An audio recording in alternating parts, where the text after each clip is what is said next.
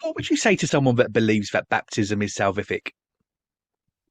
Yeah, this is very common in many different camps. And I would just respond with a couple, I guess, biblical evidences that it's not. So first of all, the biblical teaching is very clear that salvation is by God's grace through faith. I mean, you have just the classic passages.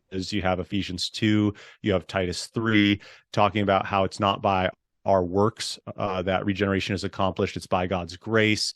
And so those passages are crucial to give us an understanding that salvation is only by God's grace, not through works. But then even in addition to that, as a foundational reality, there's biblical examples or thought patterns that we can follow to understand that is not possible. For example, the thief on the cross. I mean, Yeah. Jesus Right. promises him, today you will be with me in paradise.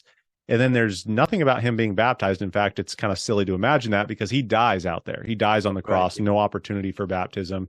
Uh, but add to that also all the Old Testament saints, because we do believe that Paul, when he's arguing, especially from the Old Testament, he says Abraham and those after Abraham, even those before Abraham, we would hold Hebrews 11, are exercising faith and saved by faith alone. And no Old Testament saint is baptized. I mean, maybe there's an exception of somebody who fell in a river or something, but baptism is a New Testament phenomenon with regard to what we read in the New Testament linked with the church.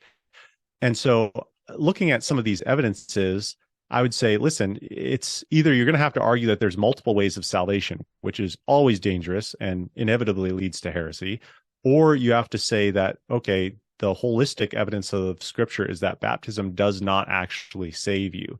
And so we believe that the Bible teaches very clearly that sinners are saved by God's grace through the exercise of faith. And baptism is a symbol of that, yes.